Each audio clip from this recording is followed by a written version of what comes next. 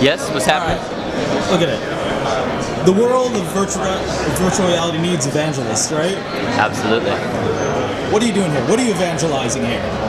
Well, you know, it's as much as this is about virtual reality, we always want to think of it as art first. This is an art exhibition, and the art just so happens to be viewed through this virtual reality canvas. So priority number one is let's disassociate as much as we can from VR in our conversation, the way we're positioning ourselves, and let's make the story about the artist. Let's make it about the work that they're able to accomplish utilizing these tool sets. And I think so far what we've noticed is that people have a deeper appreciation, a deeper understanding of the technology when they're first introduced to it through a beautiful piece of content from an amazing artist. It gets that curiosity going, and then they can go and create something themselves.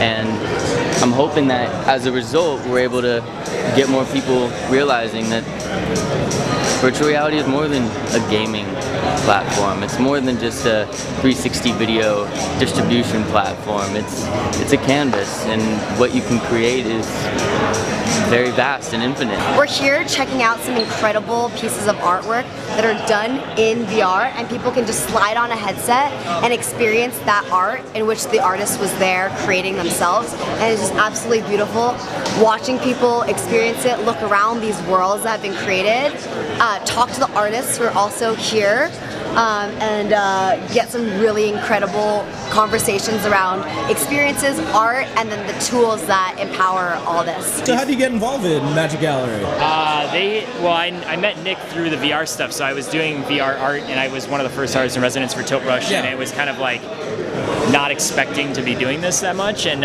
all of a sudden he kind of saw the cool side of like people doing art with VR tools instead of just doing the tech side. And so why'd you pick it up? Why'd you pick up VR? Like, because I've always been an early adopter of technology, and I think that my friend Isaac, who's presenting here tonight, he was sick, so unfortunately couldn't make it, but Kabibo, he had early hardware for the Vive and showed me Tilt Brush way early versions of it, and I kind of was like, holy crap, this is the future, man. This is like what, I mean, it was very limited at the time, but it still is, but it's already expanding every, you know. So where do you see the future of VR and art? You know, being an early adopter and having your hands on this really early and pushing the medium forward. Yeah, I think that right now we're just seeing a teaser of it, which is really cool and really exciting, but we're going to see, you know, everyone from architectural design to automotive to graphic designers to illustrators. I think all those industries are going to be able to utilize it in some way, which is really exciting to me. I mean, some of the tools we're having now are already being used in my professional workflow, which is just crazy to me that I can use a VR tool.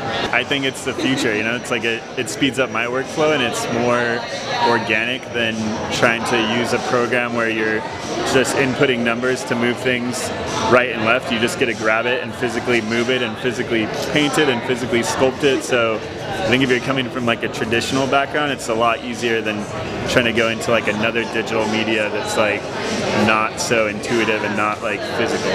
The fact that artists are already sitting here creating this stuff, I think speaks volumes to the potential of these tool sets, and that to me is the heart of virtual reality.